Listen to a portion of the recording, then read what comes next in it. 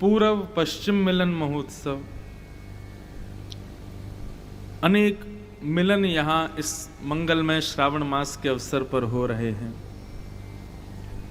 और 3 दिन से तो यहाँ पर आकाश और पृथ्वी का मिलन महोत्सव भी चल ही रहा है। अनवरत आप लोग सब अनुभव कर ही रहे हैं। 3 दिन से अनवरत मेघ वर्षण हो रहा है। तो अद्भुत ये मिलन का ही प्रतीक है। ये जो 3 दिन से रोज वर्षा हो रही है, ये इस बात का प्रतीक है कि वास्तव में विश्वनाथ सोमनाथ पधारे हैं, इसीलिए देवता पुष्प वर्षण कर रहे हैं।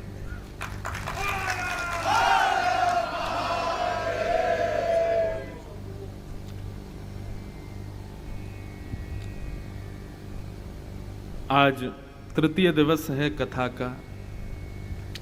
अपने जीवन के प्रथम भाव में राघव जी के मंगल चरित्र को गाने का अवसर दास को प्राप्त हो रहा है। भागवत की तो कथाएं टूटी फूटी जैसी हमसे होती हम करते ही हैं, लेकिन हमारे मन में एक भाव आता है कि भैया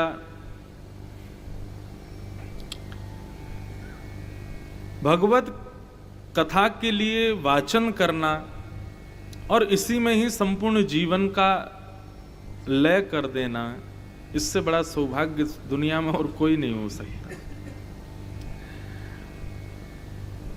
बड़ी कृपा है श्री राघव जी की और बड़ी कृपा है हमारे महादेव की, जो ये वाणी की सेवा स्वीकार कर रहे हैं।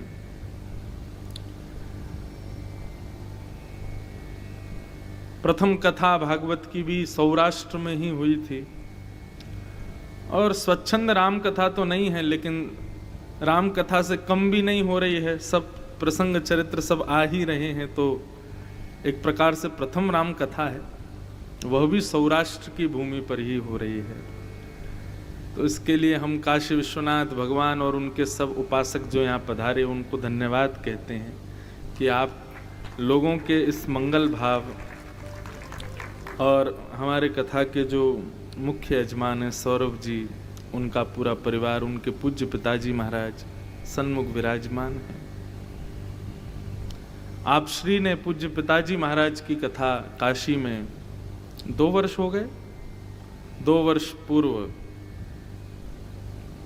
कराई थी, दीपावली के आसपास मुझे स्मरण है। और तब से आपका स्नेह वृंदावन से पूज्य पिताजी से बना हुआ था। सौरभ भैया का भाव बना, महाराज जी हमको सोमनाथ में कथा करानी है। वैसे भाव तो उनका है कि 12 ज्योतिर्लिंगों में एक एक बार कथा हो। अरे महादेव, हर जगह विश्वनाथ भगवान पहुंचेंगे और मंगलमयी कथाओं का वाचन होगा। पर सोमनाथ की कथा मेरे लिए बड़ी विशेष है। हमको मानस में प्रवेश महादेव ने ही कराया, जैसे गोस्वामी जी को प्रवेश महादेव ने कराया, ऐसे हमारा भी हाथ पकड़ करके महादेव ही ले जा रहे हैं भीतर इस प्रसंग में। जो भी भाव मैं यहाँ कह रहा हूं या जो भी भाव मेरे अध्ययन में आता है, सच मानिए मुझे लगता है ये भाव मेरा है ही नहीं। जिस प्रकार मानस महादेव का ही मन का भाव है जो कि गोस्वामी जी ने लिखा है, वही भाव यहां वक्ता बोल पाता है। और केवल इसी व्यासपीठ पर नहीं, कहीं भी व्यासपीठ पर श्री राघव के चरित्र को किसी व्यास की गाने की सामर्थ्य है ही नहीं। उस व्यास की जिह्वा पर महादेव ही आकर के बैठते हैं और वही गवाते हैं, वो व्यक्ति नहीं गा सकता। ऐसे महादेव बड़ी कृपा करके इस मंगल में कथा का वाचन करा रहे हैं। और श्रावण चल रहा है, हम तो नित्य अभिषेक भी कर रहे हैं और दिन रात मानस पढ़ रहे हैं। ऐसा बढ़िया श्रावण किसी और का नहीं जा रहा होगा जितना बढ़िया हमारा जा रहा है। कथा गा रहे हैं, पढ़ रहे हैं और अभिषेक कर रहे हैं। तीसरा कोई काम नहीं कर रहे हम। कल भी बहुत जल्दी में समय मिला तो सोमनाथ महादेव को कथा करते ही गया दर्शन करने, प्रणाम करके मैंने कहा आज्ञा दो, हम जाके पढ़ने बैठे हैं। रात दिन पढ़ ही रहे हैं, ढूंढ रहे हैं, निकाल रहे हैं, पढ़ रहे हैं, भाव जो जो समझ में आ रहा है।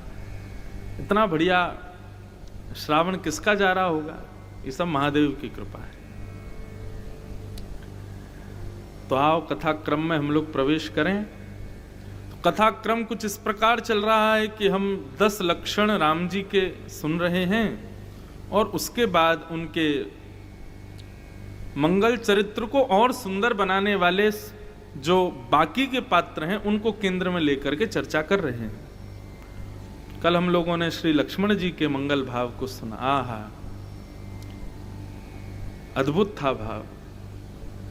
बंधु, महादेव का एक विशेषता है महादेव की। जिस प्रकार कल लक्ष्मण जी के प्रसंग को सुन के यहां बैठा हर व्यक्ति भीग गया था, हम तो कुछ मिनट के लिए, कुछ समय के लिए भीगे, लेकिन महादेव तो सदा भीगते ही रहते हैं। वो भीगे देव हैं। ये जल चढ़ाना और 24 घंटे महादेव को स्नान कराते रहना, इसके पीछे शायद यह भी भाव है कि महादेव अपने ऊपर जल को दिखा करके बताते हैं वो सदा राम स्मरण में भीगे रहते हैं, सदा हरि स्मरण में भीगे रहते हैं। भीगे देव हैं महादेव। तो ऐसा कल लक्ष्मण जी का हमने प्रसंग सुना। लक्ष्मण जी आचार्य, भक्ति के आचार्य। जिस प्रकार हमें जीवन में जो बनना है तो हम अपना एक आइडल चूज कर लेते हैं कि हमको उसके जैसा बनना है। हमने अपने पिता को चुना, पिता को देख करके बचपन से ही लगता था कभी बनेंगे तो ऐसे बनेंगे। ठीक उस प्रकार बंधुओं, जीवन में यदि कभी भक्त बनना हो, भक्त बनना ही है, यही परम लक्ष्य है हमारे जीवन का, तो लक्ष्मण जी को अपने सिर पर विराजमान करो। उनकी भक्ति को, उनकी सेवा को, उनके भाव को केंद्र में लाओ। लक्ष्मण जी सेवा के आचार्य। ऐसे लखनलाल जी का मंगल भाव हमने कल सुना। आज श्री शत्रुघ्न जी के भाव को हम सुनेंगे। श्रीमद् भागवत के 9वें स्कंद में शुकाचार्य जी ने 2 अध्यायों में राम कथा कही है केवल। और उस राम कथा में श्री शत्रुघ्न जी को हमारे सुखदेव जी महाराज श्रीमद् भागवत का अदृश्य और सर्वश्रेष्ठ पात्र बताते हैं। ऐसे श्री शत्रुघ्न जी हैं। जिस प्रकार बड़ी बड़ी बिल्डिंगें खड़ी रहती हैं, लेकिन उन बिल्डिंगों को साधने वाली जो नींव होती है वो दिखाई नहीं देती है, ऐसे ही रामायण के हमारे श्री शत्रुघ्न जी हैं। लक्ष्मण जी दिख रहे हैं, भरत जी दिख रहे हैं, राघव जी तो मुख्य हैं ही हैं, बाकी सब भी दिख रहे हैं, लेकिन उन सब में अदृश्य पात्र यदि उन सबको जो धारण किए हुए हैं वो श्री शत्रुघ्न जी महाराज। अभी चलेंगे हम शत्रुघ्न जी के प्रसंग में। उससे पहले हम 10 लक्षण जो राम जी के चल रहे हैं उसमें तीसरा लक्षण, उस पर थोड़ा सा प्रकाश डालें। धृति क्षमा दमोस्तेयम् शौचेन्द्रिय निग्रह धीवेद्या सत्यमक्रोध दशकं धर्मलक्षणम्। क्यों राम जी को धर्म का साक्षात स्वरूप बताया गया? क्योंकि वे 10 लक्षणों से परिपूर्ण हैं। प्रथम दिन हमने लक्षण सुना धृति, धैर्य। दूसरे दिन क्षमा, कल क्षमा का भाव सुना। और आज जो लक्षण हम राम जी का सुन रहे हैं वो है दम। दम का मतलब क्या होता है? अपनी इच्छाओं का दमन करना, इच्छाओं को मार देना, ये दम कहलाता है। कुछ देखने की इच्छा, कुछ सुनने की इच्छा, कुछ खाने की इच्छा, कुछ पहनने की इच्छा, कुछ करने की इच्छा, अपने देह के पोषण की जितनी भी इच्छाएं हमारे हृदय में प्रकट होती हैं बंधुओं, जब हम उनको पूर्ण करने लग जाते हैं, वो इच्छा ही धीरे धीरे धीरे धीरे हमसे पाप कराने लग जाती है। इसलिए हमारे शास्त्रों में कहा कि अपनी इच्छाओं को रोको। पूज्य पिताजी महाराज तो कथा में गाते हैं, देखना इंद्रियों के ना घोड़े भगे, कब? उनमें हरदम जो संयम के कोड़े पड़े, अपने रथ को सुमार्ग लगाते चलो, कृष्ण गोविंद गोपाल गाते चलो।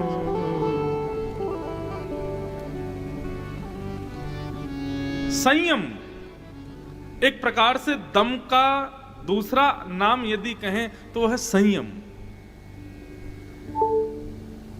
संयम हृदय में आना बहुत आवश्यक है बंधुओं। लोग ज्ञानी हो जाते हैं, लोग विद्वान बन जाते हैं, लोग धनवान बन जाते हैं, लोग बलवान बन जाते हैं, लेकिन संयमवान नहीं बन पाते। हमारे राघव, हमारे प्यारे राम जी संयमवान है, संयमित है। अपनी इंद्रियों की इच्छाओं को उन्होंने दबा रखा है। और दर्शन तो ये, अब देखो आप कहोगे कि कहां कहां दर्शन होता है राम जी के संयम का, तो राम जी का संपूर्ण जीवन ही संयमित है। राम जी का संपूर्ण जीवन ही दम से परिपूर्ण है। अपनी इच्छाओं को दबा करके ही वो राम बने हैं। कहां तक कहें, जो अपने पिता के चक्रवर्ती सम्राट के एक भौम साम्राज्य को पलट करके नहीं देखते, भरत जी के बुलाने पर भी लौट करके नहीं जाते, ऐसे राम से बड़ा कोई संयमवान होगा?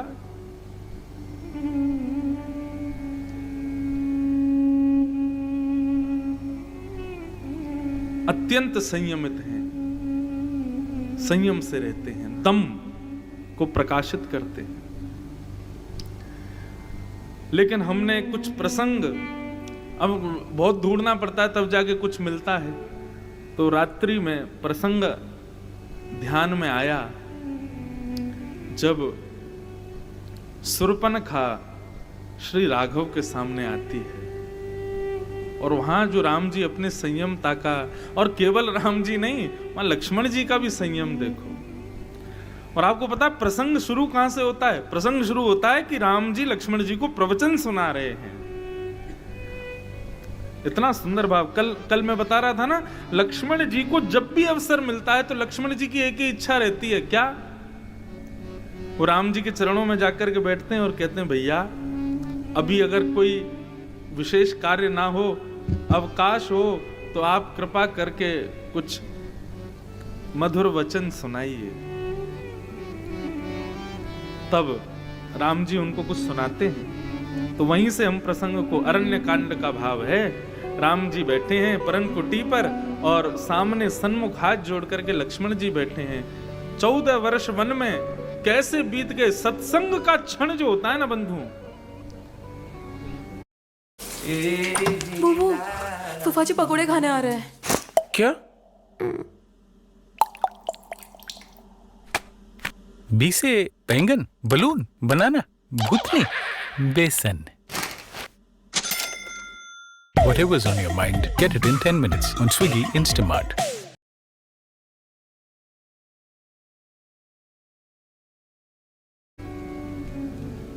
चार घंटे आप कथा सुनो, 3 साढ़े 3 घंटे कथा सुनो, लेकिन तत्पर होकर सुनोगे तो आपको लगेगा अभी क्षण भर पहले ही तो कथा शुरू हुई थी। सत्संग जब घर कर लेता है ना हृदय में, तो फिर समय का पता नहीं चलता। 14 वर्ष बिताने में सबसे ज्यादा सहायक यदि कोई बना तो वो राम जी और लक्ष्मण जी का आपस में जो सत्संग संवाद होता है, वह जिसकी वजह से भाइयों को पता ही नहीं चलता था कि हम घर से दूर, परिवार से दूर हैं, वन में हैं। श्री राघव प्रवचन कर रहे हैं और लक्ष्मण जी सुन रहे हैं।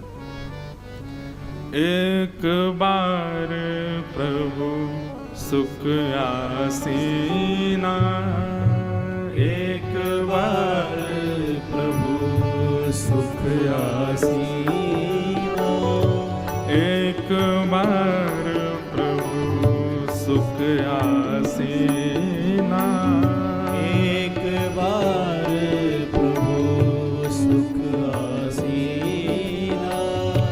लक्ष्मण वचन कहे छलहीना, लक्ष्मण वचन कहे छलहीना।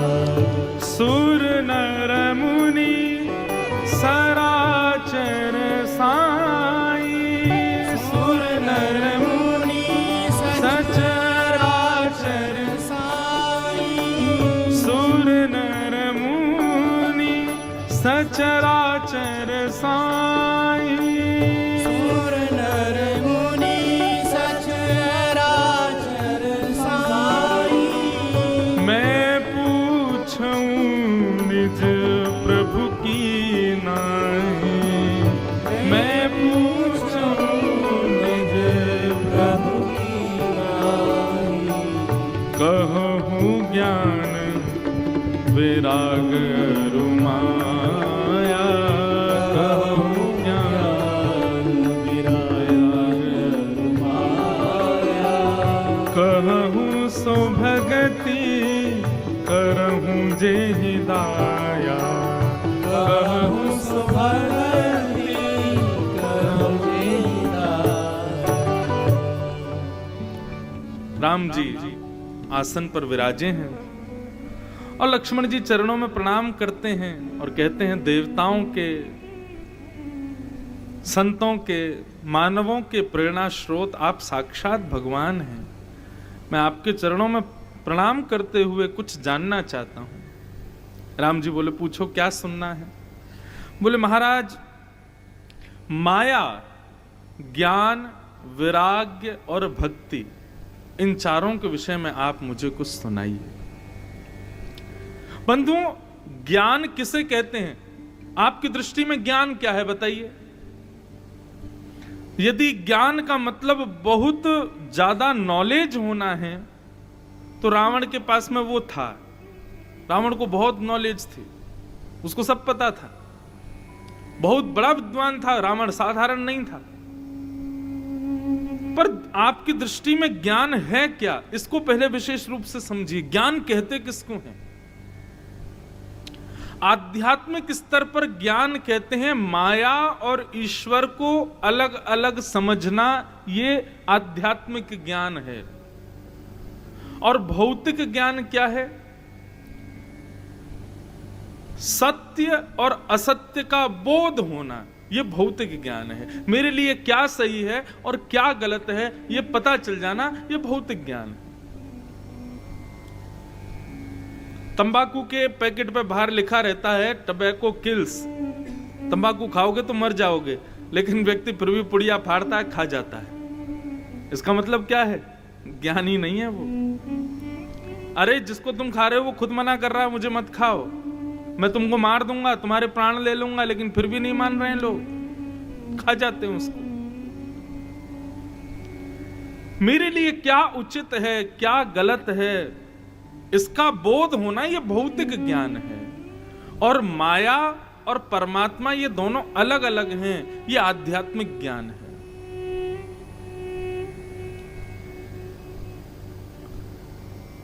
इसी को ज्ञान कहते हैं।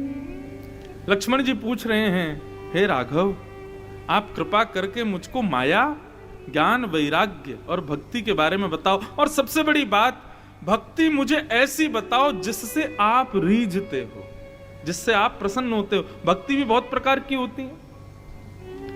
कई भक्ति ऐसी होती है जो व्यक्ति केवल अपने सुख के लिए करता है।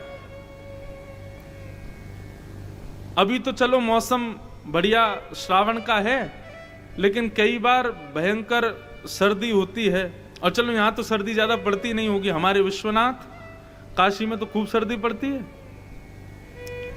क्षमा कीजिएगा, बुरा मत मानिएगा, लेकिन जब सर्दी का समय होता है ना, तो मुझसे तो जल नहीं चढ़ाया जाता महादेव पे। आप लोग कहोगे, अरे वो जोगी हैं, साक्षात कैलाश पर विराजमान हैं, उनको सर्दी गर्मी कहां लगती है, वो परम ज्ञानी हैं, परम ऐसे हैं, आदि आदि। लेकिन हम लोग क्या है, वृंदावन वाले हैं ना, हमको सब जगह ठाकुर जी के भाव में लाड़ दिखाई देता है। तत्सुखे सुखित्वम, भरत जी का यही प्रेम है राम जी से। हमको उसमें भी यही लगता है कि नहीं नहीं, महादेव को शीत क्यों लगे। और काशी विश्वनाथ कथा थी मेरी कुछ महीनों पहले,